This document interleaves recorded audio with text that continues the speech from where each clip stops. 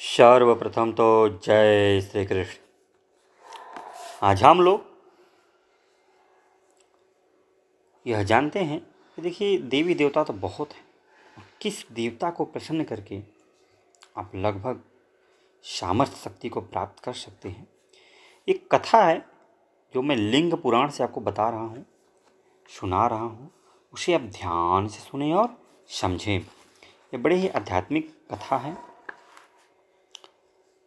देखिए कहा गया है कि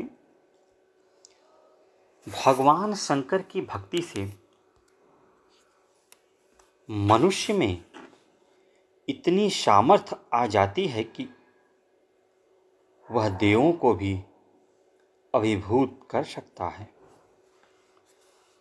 विप्र दधीच भगवान शंकर के उत्तम भक्त थे।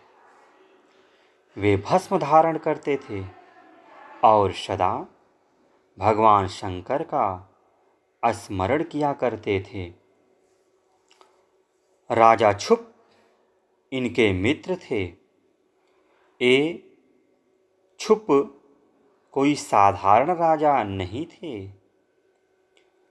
असुरों के युद्ध में इनसे इंद्र सहायता लेते रहते थे।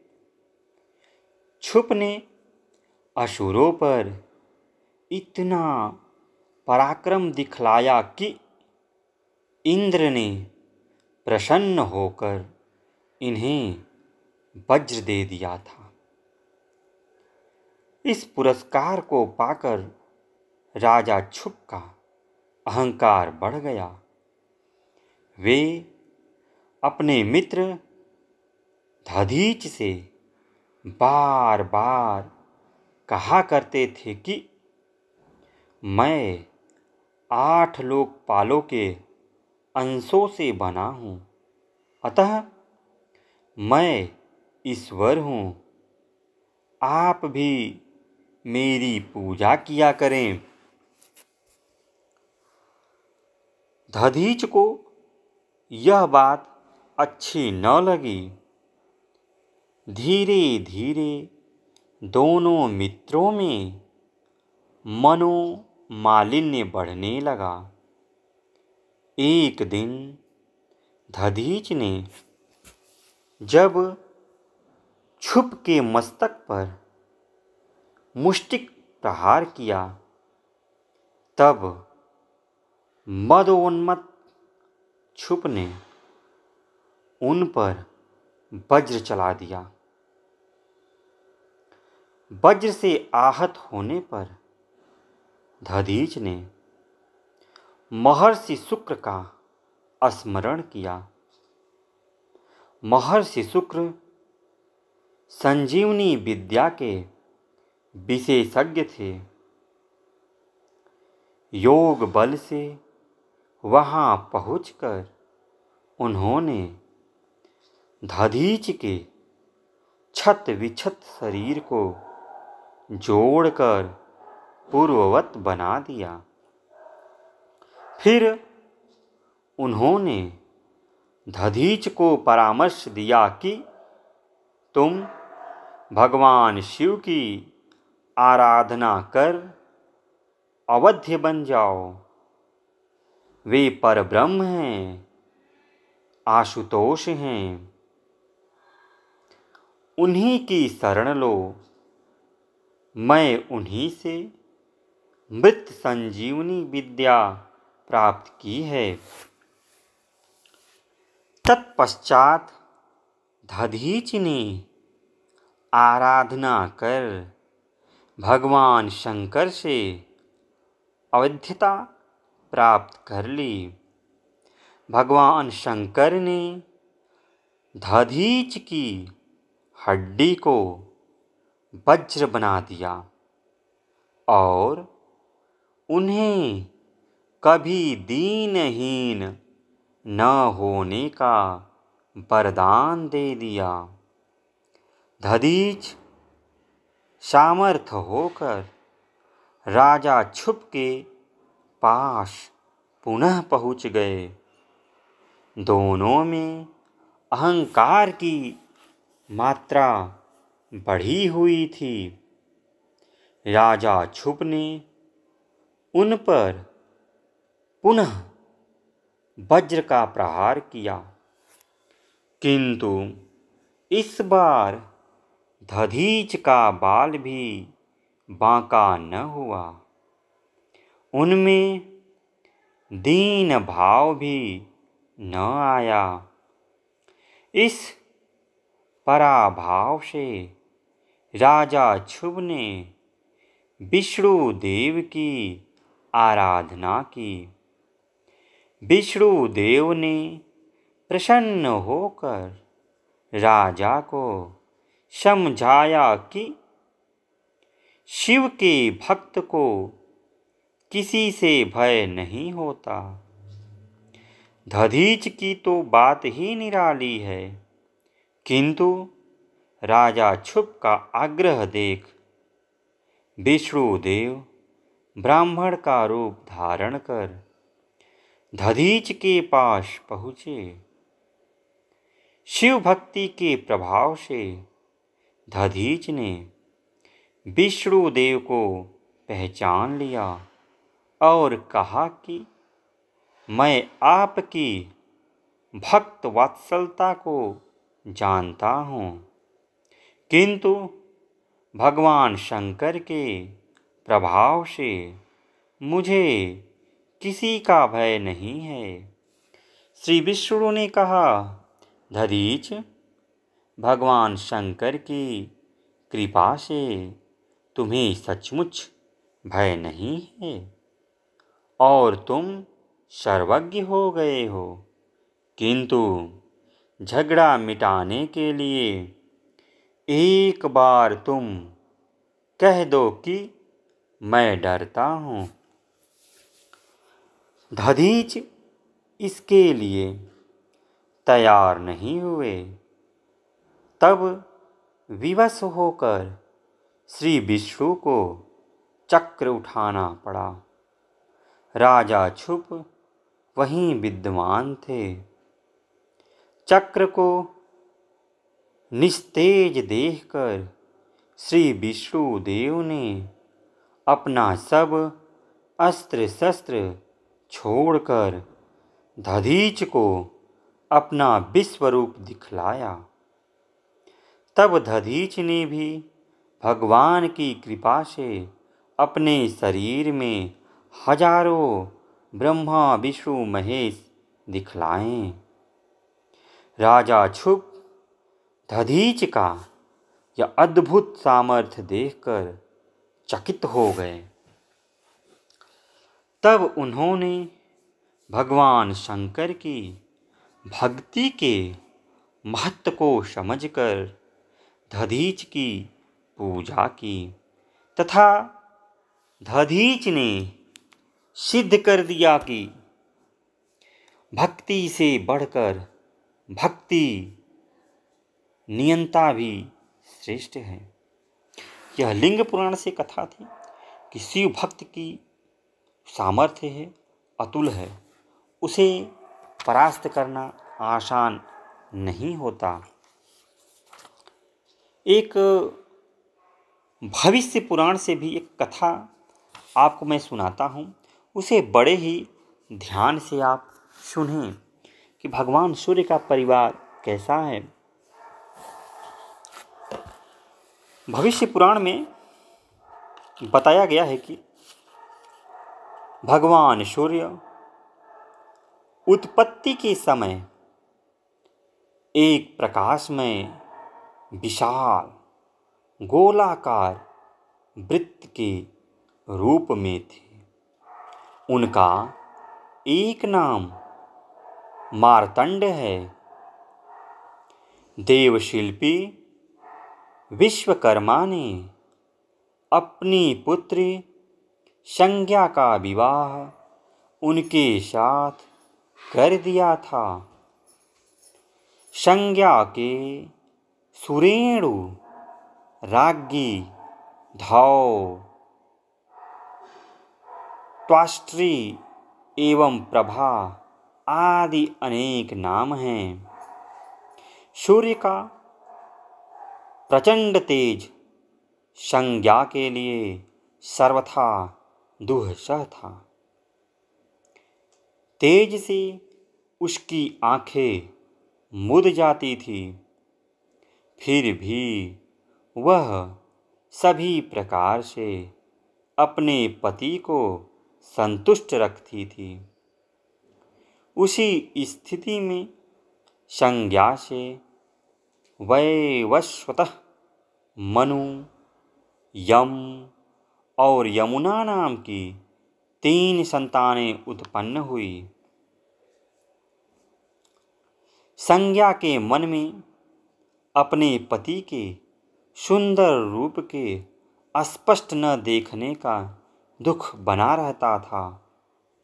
उसने सोचा कि तपस्या करने से मुझ में वह शक्ति आ सकती है जिससे मैं उनके सुंदर रूप को अच्छी तरह देख सकूं और उनके अंग स्पर्श को सह सकूं।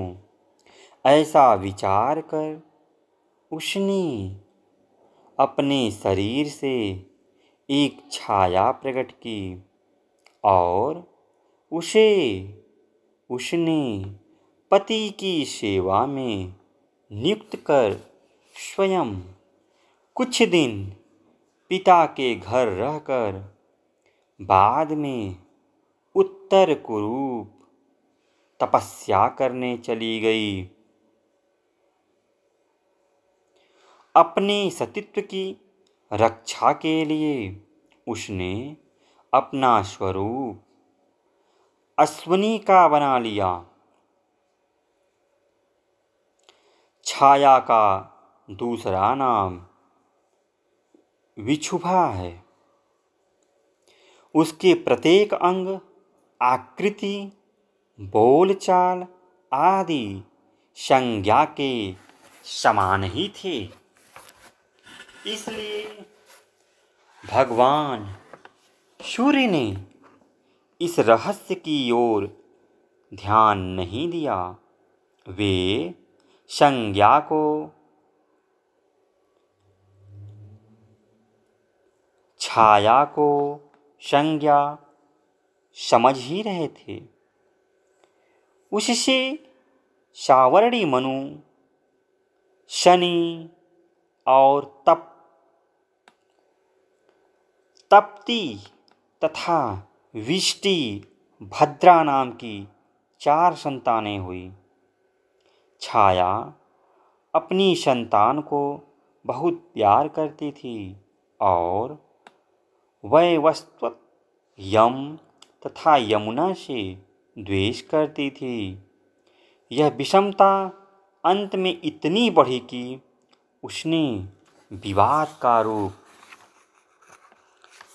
धारण कर लिया। छाया द्वारा निरंतर उत्पीड़ित होने पर यम को एक दिन क्रोध हो गया। माता को धमकाने के लिए उन्होंने अपना पैर उठा लिया। यह देखकर छाया कुपित हो उठी। उसने साफ दे दिया कि पितृभार्या पर उठाया यह पैर पृथ्वी पर गिर पड़ेगा। इसी कलह के बीच सूर्य भगवान वहां आ गए। बालक यम ने पिता से कहा, पिताजी, माता प्रतिदिन हम 3 भाई बहनों को तंग किया करती हैं, परेशान करती हैं। वह हमें शनि, तप्ती आदि की तरह नहीं मानती, प्रेम भी नहीं करती। उसने हमें पृथ्वी पर पैर गिरने का शाप भी दे डाला है। यह सुनकर भगवान सूर्य ने छाया से पूछा, तुम्हारे लिए सभी संतानें बराबर हैं, फिर यह विषमता क्यों करती हो तुम? भगवान सूर्य ने छाया के शाप का परिहास करते हुए कहा कि यम का पैर नहीं गिरेगा। तप्ती सनवर्णी की पत्नी होगी। विंध्याचल के दक्षिण तप्ती और उत्तर की ओर यमुना बहेगी। ये दोनों नदियाँ जनता के पाप ताप का नाश करती रहेंगी। पुनः उन्होंने पुत्र को वरदान दिया कि तुम लोकपाल बन जाओ। इसके बाद भगवान सूर्य अपने ससुर त्वष्टा के पास गए। वे जानना चाहते थे कि मेरी प्रियतमा मुझे छोड़कर तप क्यों कर रही है। त्वष्टा ने ध्यान लगाकर सब बातें जान ली। उन्होंने बताया कि संज्ञा को आपका तेज असहाय था। आप में इतना अधिक प्रकाश है कि आपका रूप उसे ढक जाता है। यदि आप चाहें तो प्रकाश को तराश कर कम कर दिया जाए। भगवान सूर्य अपनी पत्नी की प्रसन्नता के लिए कष्ट सहने को तैयार हो गए। तब त्वष्टा विश्वकर्मा ने भ्रमी खराद पर चढ़कर उनके तेज को छांट दिया। भगवान सूर्य को अपनी पत्नी के अनुरूप रूप पाकर बड़ी खुशी प्रसन्नता हुई। वे अपनी पत्नी के साथ उत्तर कुरु चले गए। वहाँ उन्होंने अपने सतीत्व की रक्षा के लिए अश्वनी रूप में स्थित अपनी पत्नी को पहचान लिया और स्वयं अश्व का रूप धारण कर उससे मिले। बेचारी अश्विनी घबरा गई। वह डर गई कि किसी दूसरे पुरुष ने मेरा स्पर्श न कर लिया हो। तब उसने दोनों नाकों से सूर्य के तेज को फेंक दिया। उसी से अश्विनी कुमारों की उत्पत्ति हुई। तेज के अंतिम अंश से रेवंती की उत्पन्न हुई। बड़े होने पर दोनों अश्विनी कुमार देवताओं के वैद्य हुए और रेवंत को गुहिकाओं एवं अश्वों का आधिपत्य प्राप्त हुआ। इस प्रकार भगवान संज्ञा से वैवस्व, मनु, यम, यमुना, अश्विनी कुमार और रेवंत तथा छाया से शनि, तपती, विष्टि और सावर्णी, मनु ये 10 संतानें हुई। विषमता अच्छी नहीं होती। भगवान छोटे बड़े सब में समान रूप से विद्यमान हैं। अतः सदा सम व्यवहार ही करना चाहिए। यही साम्य योग है। इस कथा से व्यक्त होता है कि विषमता के व्यवहार से कोई लाभ नहीं होता। अतः मनुष्य को भेदभाव नहीं करना चाहिए। यह जो कथा भगवान सूर्य के परिवार को आप जाने, यह भविष्य पुराण से था। और एक मैंने आपको भगवान शंकर की महिमा के बारे में बताया, वो लिंग पुराण से था। ये दोनों ही कथाएं बड़ी ही आध्यात्मिक और ज्ञानवर्धक हैं। जैसा कि भगवान सूर्य के परिवार में जो माता छाया बच्चों के साथ भेदभाव कर रही थी, यह नहीं करना चाहिए। माता पिता को अपने बच्चों के साथ भेदभाव कदापि नहीं करना चाहिए। भेदभाव से ही परिवार टूट जाता है। दो सगे भाइयों में दुश्मनी हो सकती है, पिता पुत्र में दुश्मनी हो सकती है। जहाँ तक हो सके माँ बाप को अपने पुत्र और पुत्री, जिसे आप बेटा और बेटी भी कहते हैं, इनमें कभी भी भेदभाव नहीं करने चाहिए कि दो पुत्रों में बड़े को या छोटे को माने, या एक पुत्री को माने दूसरे पुत्री को न माने।